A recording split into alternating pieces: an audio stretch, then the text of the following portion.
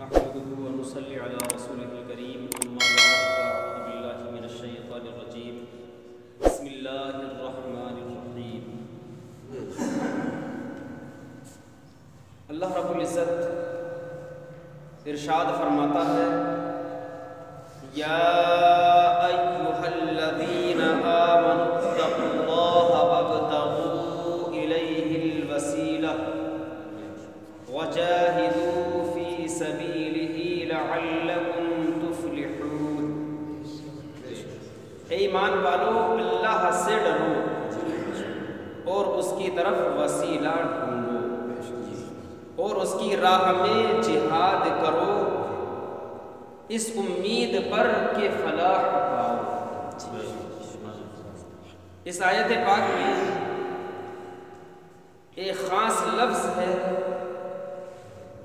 وَابْتَغُوا إِلَيْهِ الْوَسِيلَةَ، اور اس کی طرف وسیلہ ڈھونڈو، وسیلہ تلاش کرو۔ وسیلے کا بہت سے لوگ انکار کرتے ہیں کہ وسیلہ کوئی چیز نہیں۔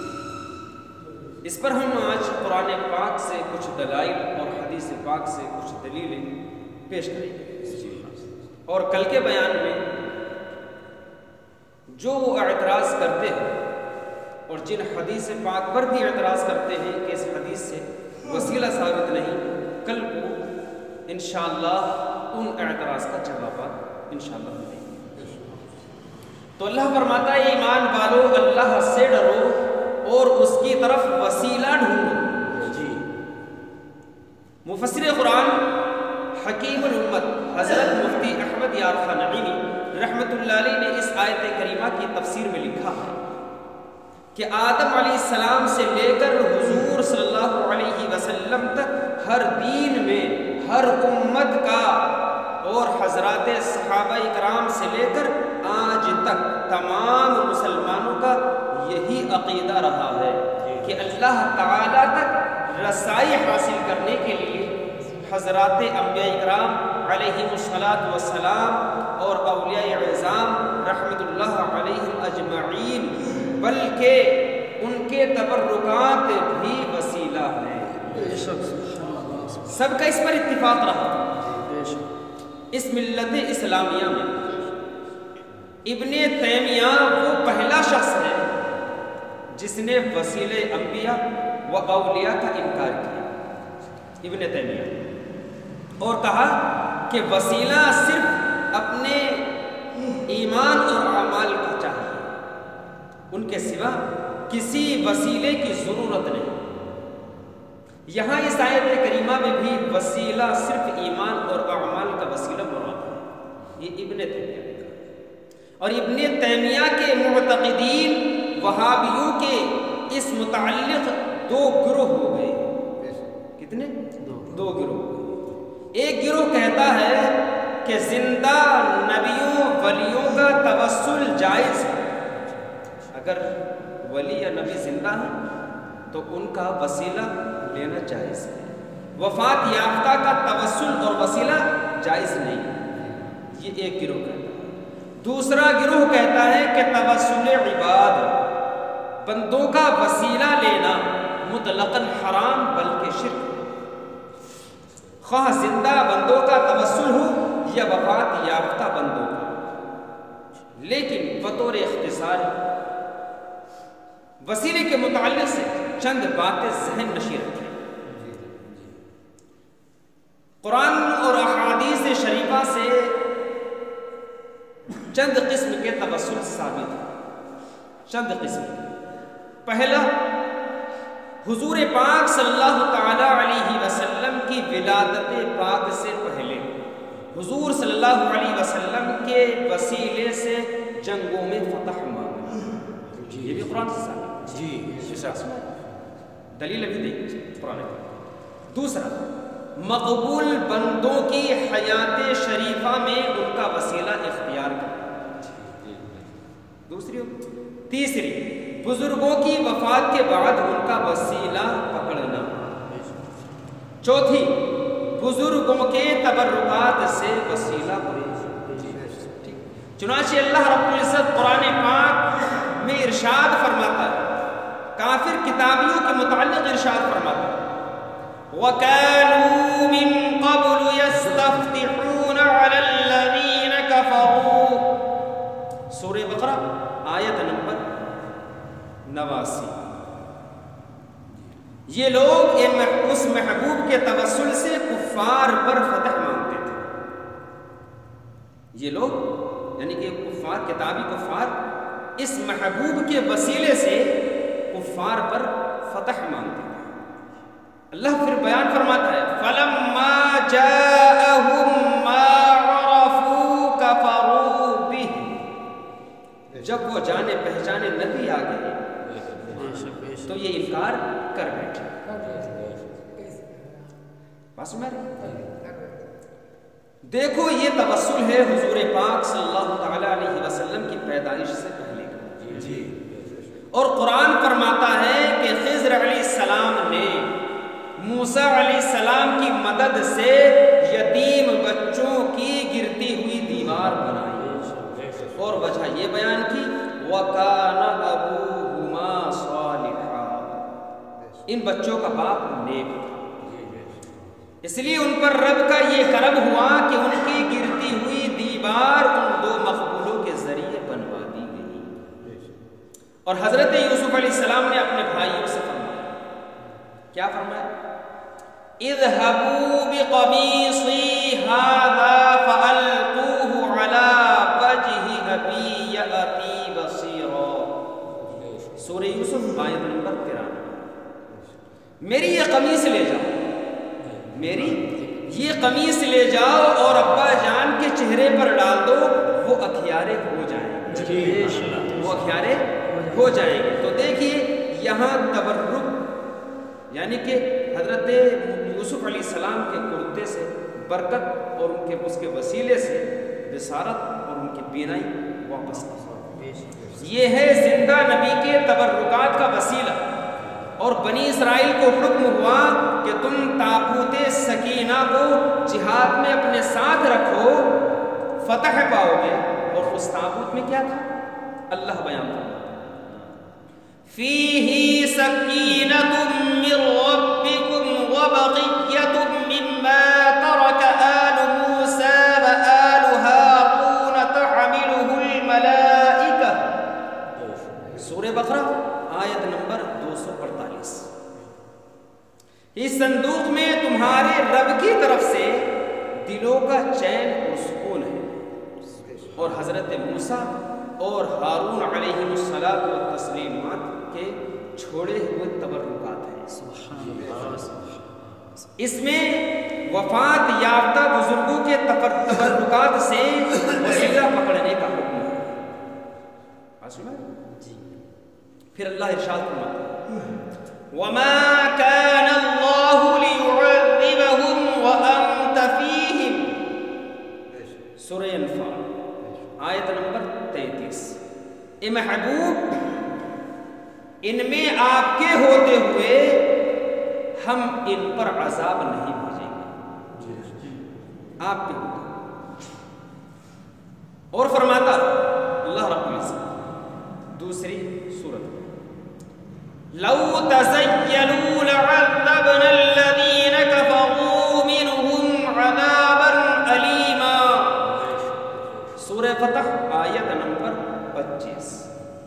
اگر مکے سے یہ مسلمان نکل جاتے تو ہم کفار مکہ کو عذاب دیتے۔ تو عذاب کیوں نہیں دیتے؟ مسلمانوں کے باہر رہنے کی وجہ سے، تو مسلمانوں کے وسیلے سے وہ بچے۔ پھر آگے اللہ رب العزت بنی اسرائیل، سورہ بنی اسرائیل میں ارشاد فرماتا، یبتغون الی ربہم الوسیلۃ ایہم اقرب، سورہ بنی اسرائیل آیت نمبر 57۔ یہ لوگ خود اس کا وسیلہ تلاش کرتے ہیں، یہ لوگ خود اس کا وسیلہ تلاش کرتے ہیں جو ان میں سے اللہ سے زیادہ قرب والا ہو۔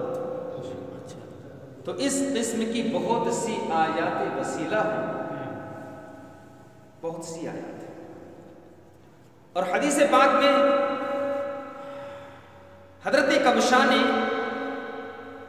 اپنے مشکیزے کا منہ کاٹ کر رکھ لیا تھا، جس سے منہ لگا کر حضور پاک صلی اللہ علیہ وسلم نے پانی پیا تھا، اور مدینہ کے بیماروں کو یہ چمڑے کا ٹکڑا دھو کر پلاتی تھی اور انہیں شفا ہوتی تھی۔ کس کے وسیلے سے؟ اس چمڑے کے وسیلے سے جس سے حضور علیہ السلام نے منہ لگا کر پانی نوش فرمایا۔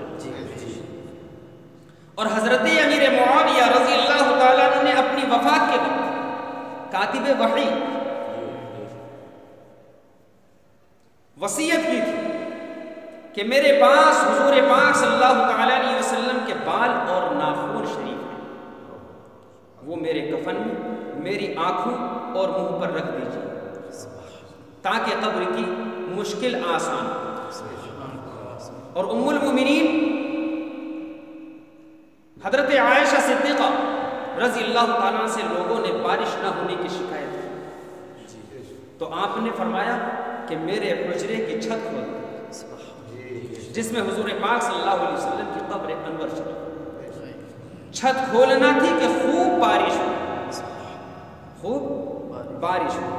اس کا بھی ہم حوالہ دیں گے۔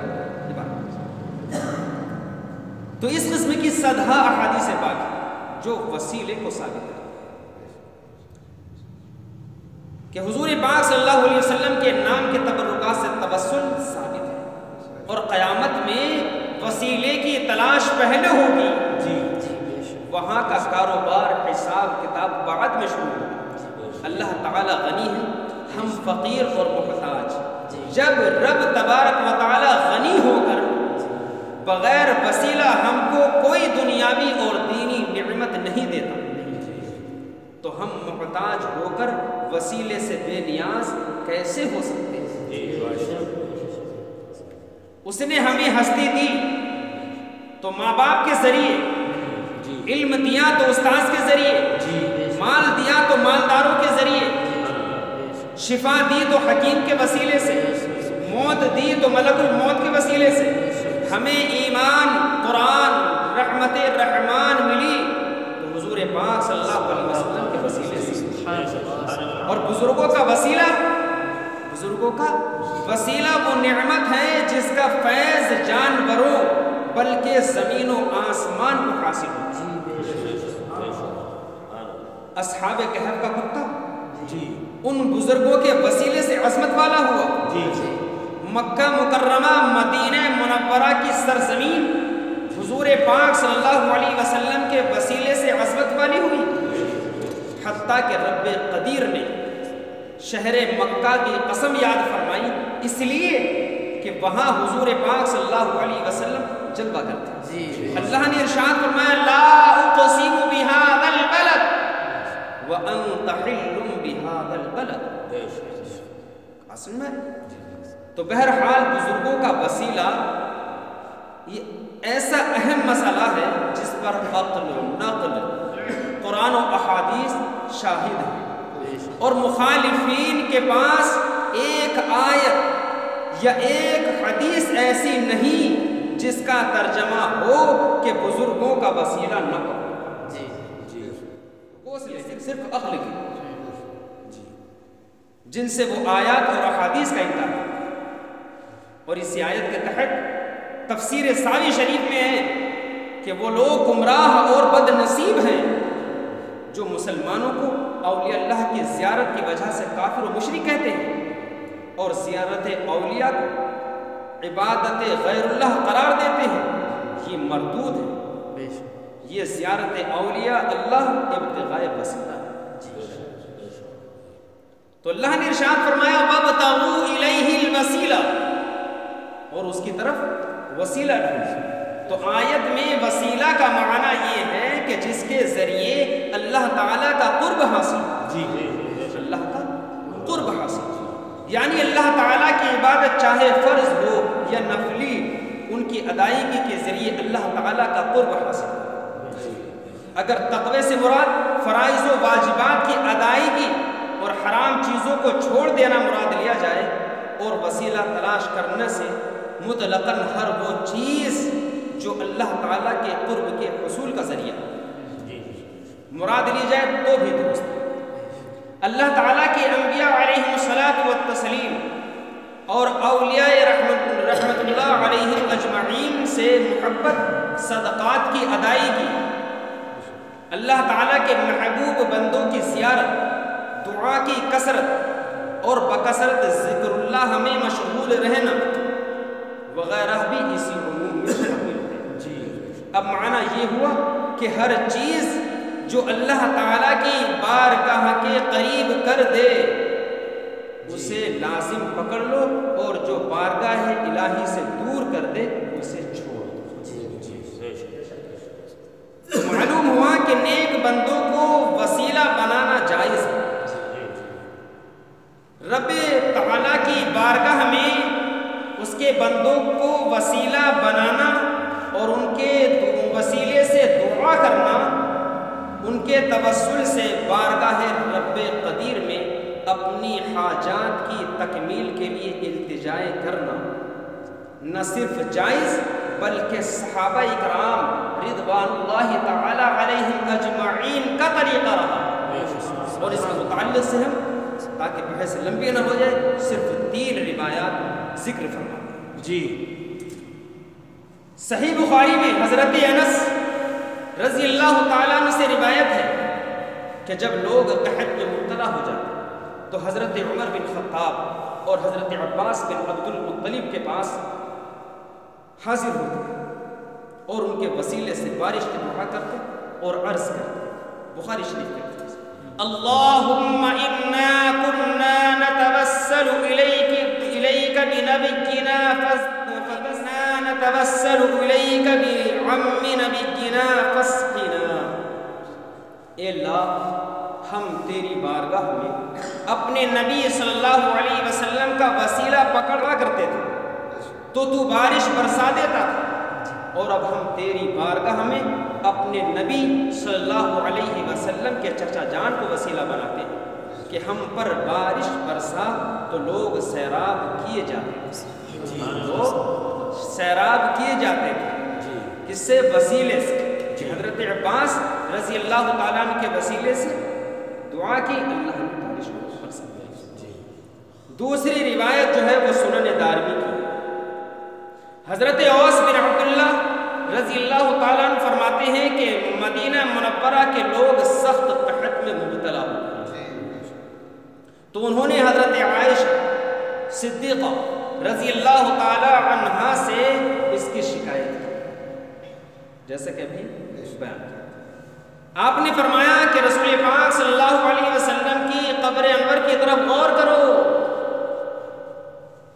اس کے اوپر چھت میں ایک طاق بنا، حتیٰ کہ قبر انور اور آسمان کے درمیان چھت نہ رہے۔ لوگوں نے ایسا کیا تو ہم پر اتنی بارش برسی، اتنی بارش ہوئی کہ چارے جو ہے اگ آئے اور اونٹ موٹے ہو گئے، حتیٰ کہ چربی سے گویا پھٹ پڑے، اتنے موٹے ہو گئے۔ تو اس سال کا نام عام الفتق یعنی پھٹن کا سال رکھا گیا۔ اور ابن ماجہ کی حدیث پاک میں ہے کہ خود رسول پاک صلی اللہ تعالی علیہ وسلم سے جو ہے وسلم نے اپنے وسیلے سے اللہ تبارک و تعالیٰ کی بارگاہ میں دعا کرنے کی تعلیم ایک صحابی کو عطا فرمائی۔ حضرت عثمان بن حنیف رضی اللہ تعالیٰ عنہ سے روایت کہ ایک نابینا شخص بارگاہ رسالت مآب صلی اللہ علیہ وسلم میں حاضر ہوئے اور دعا کے طالب ہوئے تو ان کو دعا کے الفاظ اللہ کے رسول صلی اللہ علیہ وسلم نے ارشاد کیا الفاظ تھے؟ ابن ماجہ کی حدیث پاک اللہم انی اسألک و اتوجہ الیک بمحمد النبی الرحمہ یا محمد انی قد توجہت بک الى ربی فی حاجتی هذه لتقضى اللہم فشفعہ فی۔ اے اللہ عز و جل، میں تجھ سے سوال کرتا ہوں اور تیری طرف نبی رحمت حضرت محمد مصطفیٰ صلی اللہ علیہ وسلم کے ساتھ متوجہ ہو اور اے محمد صلی اللہ علیہ وسلم میں نے آپ کے وسیلے سے اپنے رب کی طرف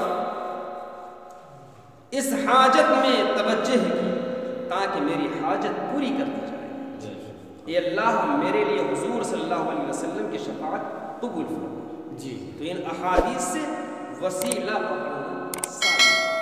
وسیلہ جائز ہے. کل انشاءاللہ تعالی جو اعتراضات ہیں مخالفین ان کا انشاءاللہ کل جواب دیں. صدق اللہ العظیم.